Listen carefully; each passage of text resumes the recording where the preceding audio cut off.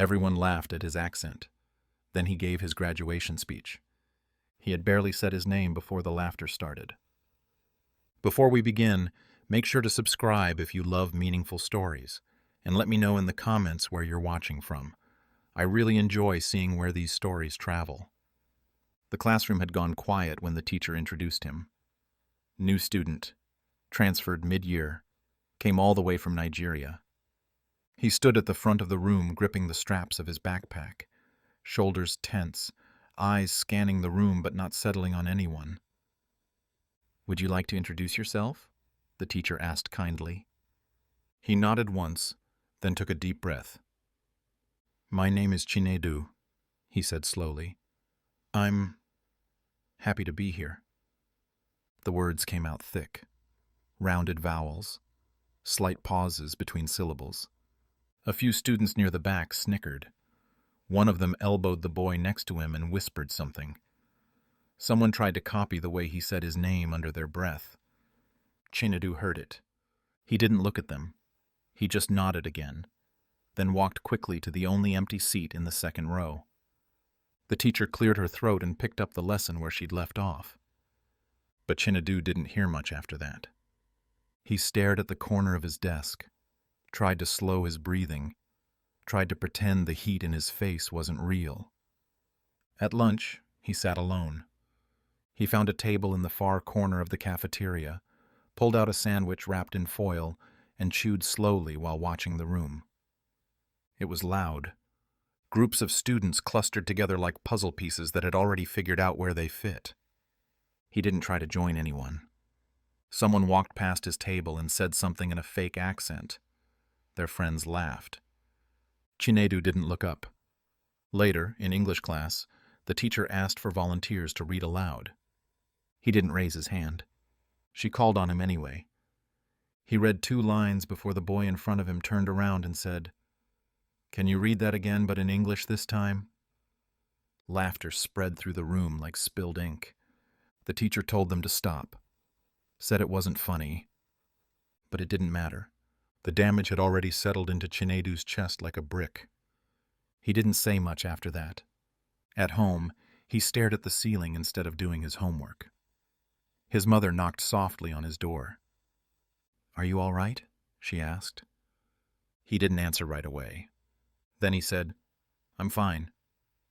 She left a plate of food outside his door anyway. The next morning he walked into school with his hood up. No one said anything to him in the hallways, but a few people looked at him too long. In class, he kept his head down. He didn't speak unless he was called on, and when he was, he kept it short. The words still felt heavy, like his voice didn't belong here, like it wasn't welcome. By the end of the week, he had already memorized which doors to avoid between periods, which hallways were loudest, which tables were safest. He had also learned something else, that when people laugh at you for how you speak, they're not just mocking words. They're mocking everything behind those words. His family, his home, his story, and somehow that hurt more than the laughter itself. He sat in the library during lunch on Friday, a book open in front of him that he wasn't reading. He didn't notice Mr. Fields watching him from the doorway. Not yet. All he knew was that it was easier to be quiet, easier to be invisible, because at least that way, no one could laugh. By the second week, he had stopped trying to speak up at all. Chinedu sat near the window in history class. His notebook was open, but the page was mostly blank. A single sentence was written at the top, in neat handwriting, but the rest of it was empty. The teacher moved around the room asking questions. Most of the class was half listening, half scrolling on their phones beneath the desks. Chinedu knew the answers. He had read the chapter 3 times the night before, highlighted the key points, even looked up the terms he didn't understand. But when the teacher asked a question and paused to let someone answer, he stayed still. A few times his hand twitched like he might raise it, but he didn't. He didn't want to hear the whispers again. He didn't want to feel the heat in his face when someone smirked as he spoke. so he sat in silence. After class, he moved through the hallway with his headphones in, even though there was no music playing. It made things easier. People were less likely to talk to him, or about him. Even so, he caught bits of it. Behind him, a voice said, "Yo, it's the accent kid." Another one followed with, "Try not to sound like Google Translate next time." Chinedu didn't turn around. He just kept walking. In the cafeteria, he sat at the same table in the back, opened the same peanut butter sandwich, took the same 3 bites before folding it back up. It was easier to eat when no one was watching. He pulled out his phone and stared at the lock screen for 5 full minutes. No messages, no notifications. Just the photo he had taken of the sky back home. Orange clouds stretching over the trees behind his old house. It felt like a different life. One where he spoke and people listened. One where he didn't have to think about every word before saying it. He put the phone back in his pocket. The bell rang. Afternoon classes passed in a blur.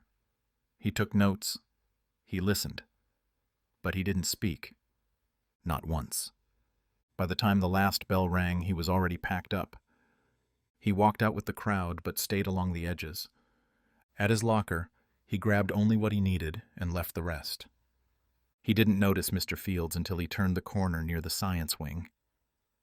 Mr. Fields stood near the water fountain, a stack of papers under one arm. He looked up when Chinedu walked by. "Hey," he said, not loud. Chinedu paused. "Hi."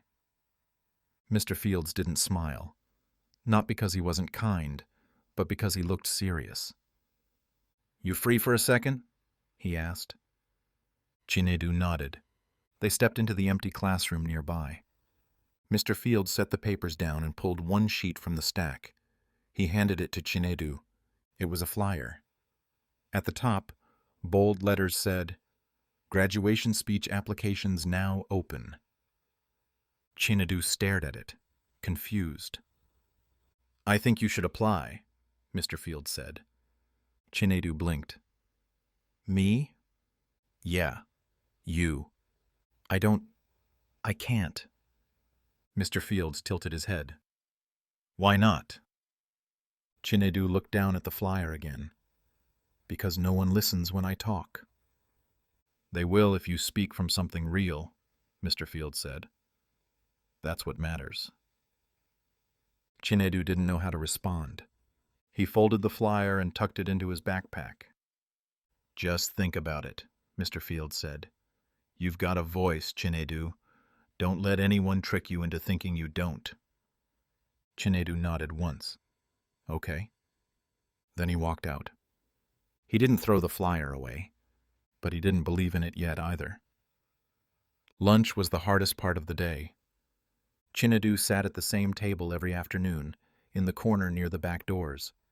He always picked the end closest to the wall so no one could sit behind him.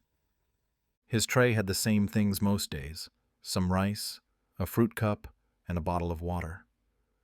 Sometimes he brought food from home, but lately he hadn't had the appetite. He took small bites, slow and quiet, not because he wasn't hungry, but because it gave him something to do. It was easier to chew than to talk, easier to look down than around. Across the cafeteria, he could hear the loud table, the one where most of the athletes sat. They were always laughing about something, and today he was the something. "Yo, say it again," one boy said. "Say it like that guy from English class." Another voice followed, stretching out words in an exaggerated accent. The group burst out laughing. Someone added, "You sound just like him. That's crazy." Chinedu kept his head down. He didn't have to look to know they were talking about him. He felt the eyes on his back. Not many, but enough. Someone a few tables over turned around and stared, then whispered to the person beside them. Chinedu folded the rest of his food back into the wrapper and put it in his backpack. He stayed seated, but he didn't eat another bite. The bell finally rang. He was out of his seat before most of the room had moved. As he left, he walked past the group. One of them looked up and smirked. Later, Google Translate. Laughter followed. But Chinedu didn't flinch. He didn't slow down. He just kept walking. He didn't go straight to class. He ducked into the library instead. The librarian gave him a nod. She was used to seeing him there. He headed toward the far back, where no one ever really went. There was a small round table tucked between two shelves. He sat down, pulled out the flyer Mr. Fields had given him, and unfolded it. He read the headline again. Graduation speech applications now open. He didn't know why he still had it. He wasn't planning to turn it in, but something about it kept bothering him. Not in a bad way, more like a splinter you can't ignore. He imagined standing on that stage. All the rows of chairs, the lights, the microphone, the crowd waiting, watching. He imagined his voice echoing in that space, strong, clear, and not a single person laughing. But then he remembered the hallway, the cafeteria, the way his voice always made people turn their heads for the wrong reasons. He folded the paper again and tucked it back into his backpack. He leaned back in his chair and stared at the ceiling. Then he whispered his name to the empty room.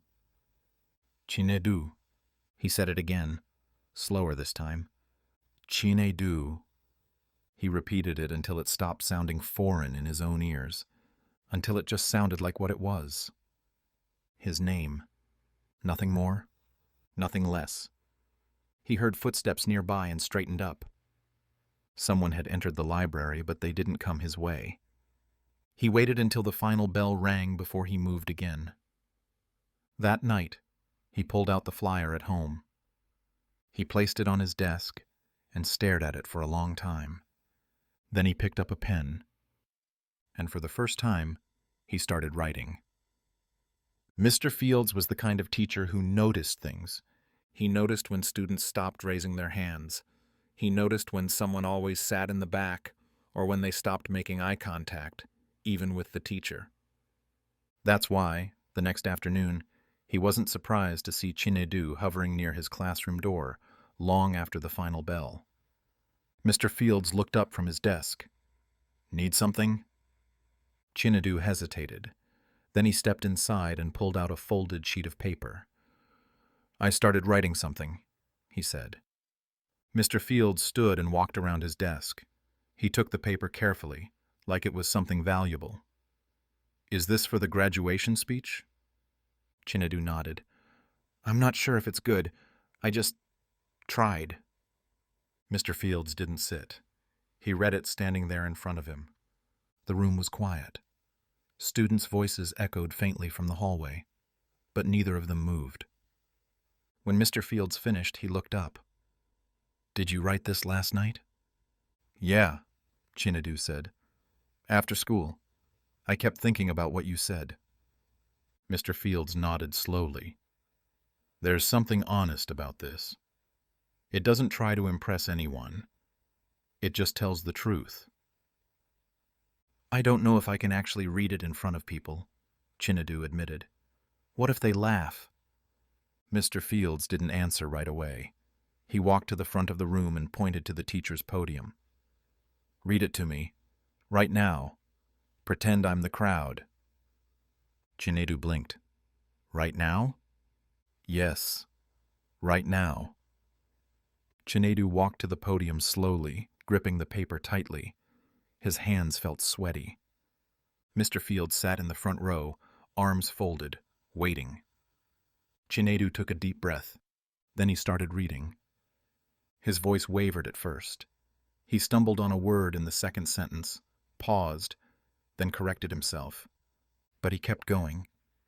He talked about his first day, about what it felt like to hear people laugh when he introduced himself. He talked about home, and how different everything felt here. He talked about silence, and how silence started out as protection, but became a habit. He didn't make eye contact while he read. He kept his eyes locked on the page. When he reached the end, He lowered the paper slowly. Mr. Fields didn't clap. He didn't stand up. He just said, "Read it again. Slower this time." Chinedu looked at him. "Slower?" "Yes. Every sentence matters. If you rush, people miss the heart of it." Chinedu started again. This time, he breathed between paragraphs. He didn't rush the hard words. He didn't try to make himself sound like anyone else. And somewhere between the first line and the last, something shifted. His voice didn't shake anymore. It wasn't loud. It wasn't polished. But it was steady. When he finished the second time, Mr. Fields nodded.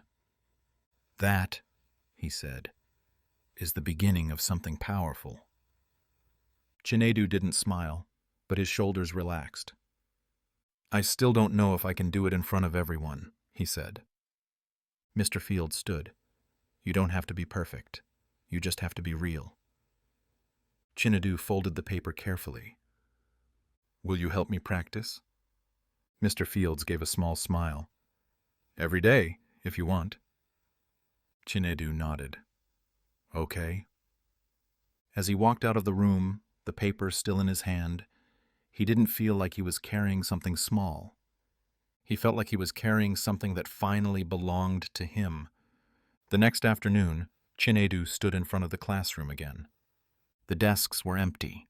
The windows were open. The only sound was the breeze nudging the blinds and the hum of the air conditioning. Mr. Fields sat in the front row, same as before, hands resting on his lap, eyes calm.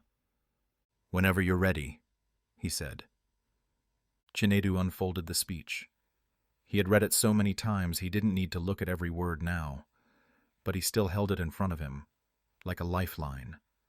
He cleared his throat. "Good afternoon. My name is Chinedu, and—" He stopped. Mr. Fields tilted his head. "What's wrong?"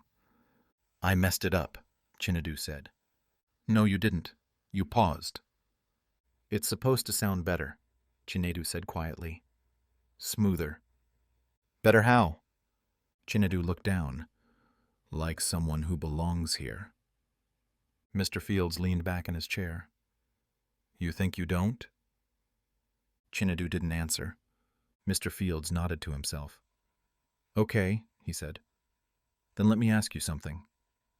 Chinedu looked up. "Do you know what every good speech has?" Chinedu shrugged. "A strong message?"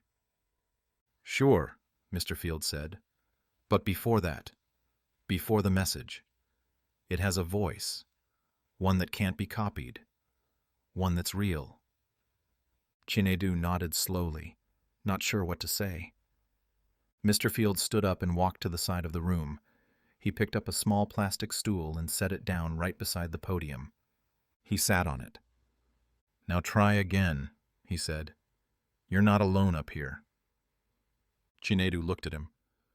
"You're going to sit here the whole time?" "Yes," Mr. Fields said. "Because when you speak, someone should be beside you." Chinedu hesitated. Then he started again. "Good afternoon. My name is Chinedu, and I wasn't supposed to give this speech." This time he said it slower. "I'm not the loudest person in the room. I'm not the one with the most friends. Some of you know me as the kid who never talks, or the one with the weird name, the one with the accent." He didn't pause out of fear now. He paused to let the words land. "But I've learned something this year," he continued. "Sometimes, the people who speak the least have the most to say." Mr. Fields didn't move. He just listened. Chinedu kept reading. About his family. About the move. About what it felt like to sit at a lunch table alone for weeks. He didn't skip any of it. When he reached the final paragraph, his voice got softer. "If you ever feel like your voice doesn't fit the room, don't make it smaller. Don't change it to match someone else's. You belong, just like I do." He finished. The classroom was still. Mr. Fields stood up. "You're ready." Chinedu exhaled slowly. "I don't know if I am." You are, Mr. Fields said, because that wasn't a performance. That was truth. Chinedu looked down at the speech. It still doesn't sound like everyone else. Good, Mr. Fields said. That's exactly why it works. Chinedu folded the paper carefully. He didn't feel fearless. Not yet. But the fear was smaller now. Because someone had stayed beside him. And that made all the difference. By the end of the week, the auditorium started to feel less like a stage and more like a challenge. Chinedu stood in the center of the platform with the stage lights off. No crowd, no microphone yet. Just him, Mr. Fields, and the echo of his own footsteps on the wooden floor. Try walking it this time, Mr. Fields said from the front row. Get comfortable up there. Chinedu nodded, gripping his folded speech. Okay. He took a few slow steps from one side of the stage to the other. It felt wider than it looked from the audience. Every movement felt loud, even in the silence. Mr. Fields watched closely. You don't need to fill the space with volume. Just own the space. Speak like it belongs to you. Chinedu turned and looked out at the empty rows of seats. He imagined them full. Parents, students, teachers, the ones who knew him, the ones who didn't. He cleared his throat and opened the paper. Good afternoon, he began. His voice bounced faintly off the walls. My name is Chinedu, and I wasn't supposed to give this speech. It still made his hands sweat every time he said that line, but it didn't make his voice shake anymore. He kept going, reading line by line, walking the edge of the stage slowly. He didn't try to make it dramatic. He just let the words be what they were. I've learned that silence is easier than courage. But silence never made me feel seen. Mr. Fields nodded to himself. That line. Say that again. Chinedu stopped. Which one? About silence. That's your heartbeat. Say it again, and let it breathe. Chinedu raised his eyes and repeated it. Silence is easier than courage, but silence never made me feel seen. Mr. Fields stood up and walked toward the stage. That's the moment. That's where the room gets quiet for the right reasons. Chinedu looked down at his shoes. People are going to judge how I talk, though. Some will, Mr. Fields said, but most won't, because by the time you finish, they'll remember what you said, not how you said it. Chinedu nodded. I just don't want to mess it up. You won't, Mr. Fields replied. You've already done the hardest part. You kept showing up. Chinedu looked out again at the empty rows. For a second he imagined the people in the seats. Jasmine from history, Coach Rivera, Mrs. Talley from the front office, his mother, sitting quietly in the middle section. He imagined finishing the last sentence. He imagined the silence afterward. Not the kind that stings, the kind that means people are thinking. He took one more slow breath. Then he folded the speech and stepped down from the stage. Tomorrow's the real thing, he said. Mr. Fields smiled. You're ready. Chinedu didn't smile back. Not yet. But he didn't look scared anymore. That night, he went home and stood in front of the bathroom mirror. He practiced the first line 3 times. He didn't change his voice. He didn't try to smooth the edges. He just let himself sound like him. And for the first time, that felt like enough. Graduation morning was quiet. Chinedu sat on the edge of his bed, fully dressed in his cap and gown an hour before he needed to be. His speech was folded neatly in the front pocket of his robe, but he didn't need to read it anymore. He had practiced it so many times that the words had settled into him like muscle memory. Still, he felt the weight of the day pressing down on his shoulders. Not the robe. The moment. His mother knocked lightly on the door. Are you ready? He looked up. Almost.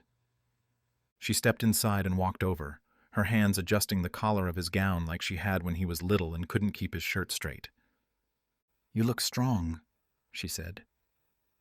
"I don't feel strong," Chinedu replied. She smiled gently. "That's when you know you are." He stood, took one last look in the mirror, and followed her out. The auditorium buzzed with movement. Families found seats. Teachers lined the walls.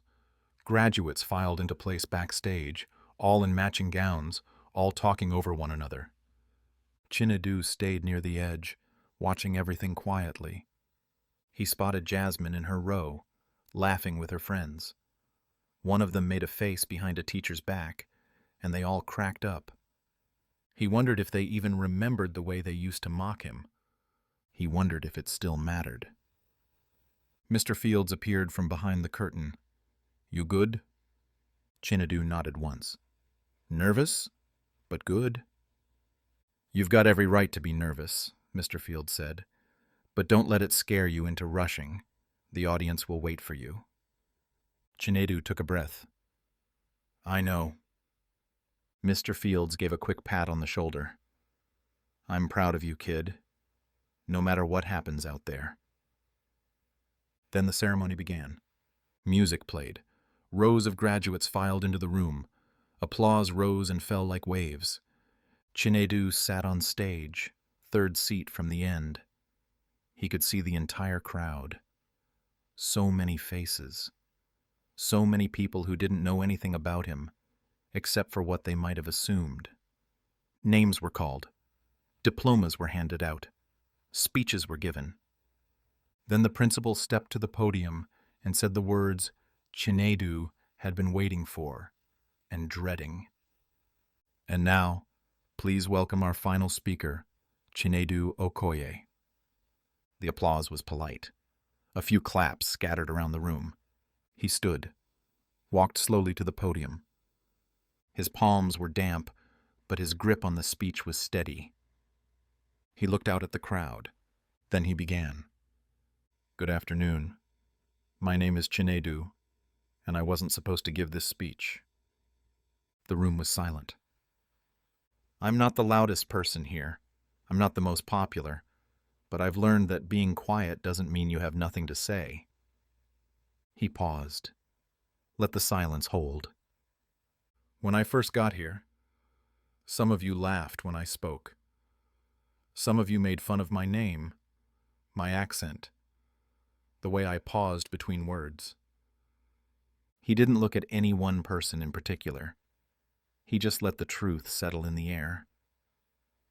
"There were days I thought silence was safer, that maybe if I stopped speaking, people would stop laughing. But I realized something." He looked up. "Silence never made me feel seen. Speaking did." The room was still. "I come from a place where stories are passed down not just to be remembered, but to remind us who we are. This is my story, and no matter how I say it, it matters." He finished the speech exactly the way he'd practiced. Calm, clear, steady. He stepped back, and for a moment, the room was completely silent. Then the applause started. And it didn't stop. As the applause grew louder, Chinedu stood motionless behind the podium, unsure what to do next. He hadn't imagined this part. He had practiced every word of his speech, memorized every pause, every breath, but he hadn't prepared for the sound of people clapping for him. Not politely, not out of obligation, genuinely. He glanced toward the side of the stage and saw Mr. Fields standing just off the curtain, hands together, nodding once. That was when it really sank in. He had done it. Chinedu stepped down from the podium slowly, walking back to his seat with all eyes still on him. For the first time all year, he didn't want to disappear. He sat back in his chair, his speech still clutched loosely in one hand. His heart was pounding, but he wasn't shaking. He looked out at the crowd and spotted his mother in the middle section, just like he imagined. She had tears in her eyes, but she wasn't crying. She just looked proud. truly proud. The ceremony continued, but it felt distant now, like the rest of the world had gone quiet inside his head. He caught a glimpse of Jasmine in the graduate row. She wasn't laughing anymore. She wasn't even whispering. She was just watching him. A few minutes later, when the last name was called and the last speech had been given, the principal stepped up once more and officially declared the class graduated. The caps flew into the air. The room erupted with cheers, whistles, and camera flashes. Chinedu didn't throw his cap. He just smiled. He stood slowly, joined the line of students exiting the stage, and walked with the others into the main hallway where families waited. The crowd swarmed. People hugged, shouted, posed for photos. He walked through them, quiet but steady, until someone tapped his shoulder. He turned. It was Jasmine. She looked unsure of herself. She rubbed her hand over her arm once, then spoke. "Hey, that was really good." Chinedu blinked. "Thanks." She nodded. "I didn't know you could talk like that." He shrugged. "Most people don't listen long enough to find out." She looked down at the floor, then back at him. "Yeah, I guess that's true." She didn't say anything else.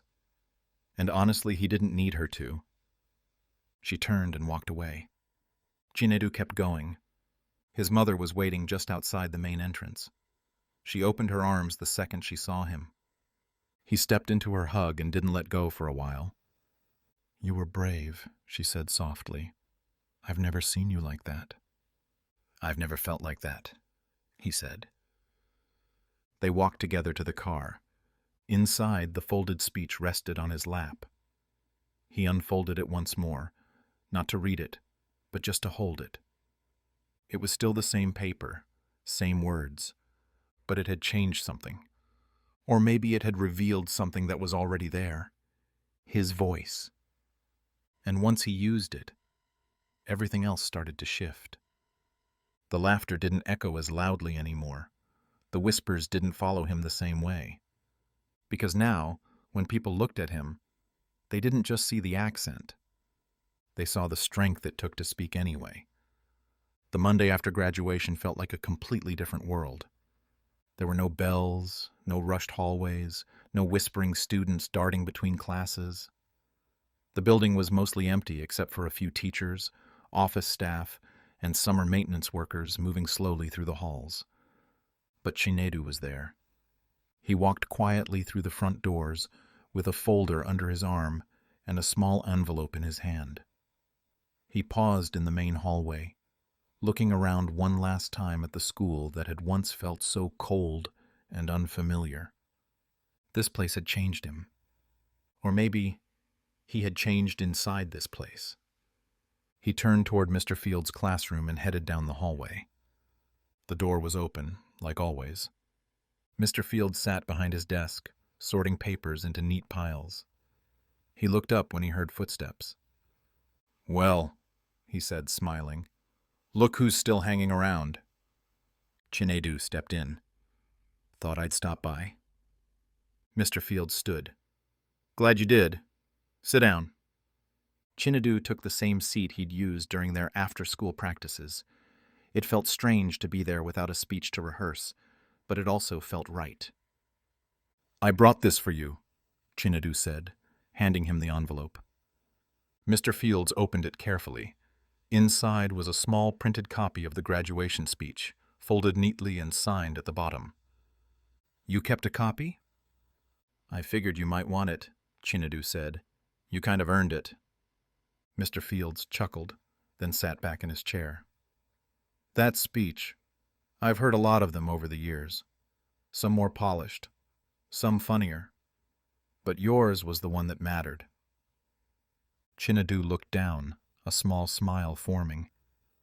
It didn't feel that way at first. Mr. Fields leaned forward. "That's because the important things rarely feel big while you're doing them.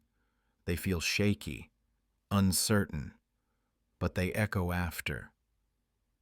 Chinedu nodded slowly. "People looked at me differently afterward. even the ones who laughed before. "Let me guess," Mr. Fields said. "They didn't know what to say." Chinedu laughed. "Exactly. Jasmine tried to compliment me. It was awkward." "That means it landed." They sat in a comfortable silence for a moment. Then Mr. Fields asked, "What's next for you?" Chinedu opened the folder he'd brought. Inside was a printed letter. He passed it across the desk. Mr. Fields scanned it. His eyes lit up. "You got accepted." Chinedu nodded. "Community college for now. Journalism program." Mr. Fields looked up. "Journalism?" "I figured. If I spent this long being afraid to speak, maybe now I should help tell stories that need to be heard." Mr. Fields leaned back, visibly impressed. "That's a good fit for you." Chinedu took a breath. "I used to think my voice didn't belong anywhere, that it wasn't the kind people wanted to hear." He paused. "But standing up there on that stage, I felt like I wasn't just speaking for me. I was speaking for anyone who's ever felt small just because they sound different." Mr. Fields nodded. "You were." Chinedu stood, tucking his hands in his pockets. "Thanks for not letting me throw that flyer away." "Thanks for not walking past me that day," Mr. Fields replied. "Takes courage to stop. Takes even more to speak." Chinedu smiled. "I should go. My mom's waiting outside." He started walking toward the door. Then he stopped and turned back. "Do you think people will always notice the way I talk?" Mr. Fields smiled. "Yes, but now they'll remember what you said too." Chinedu nodded. He left the classroom and stepped out into the quiet hallway. The lockers were empty, the walls silent, but this time, he didn't feel like a stranger here. He felt like someone who had left a voice behind. And for the first time, he didn't care if people remembered the accent, as long as they remembered the story. Thank you for watching. If you enjoy meaningful stories like this, we'd love to have you as a subscriber.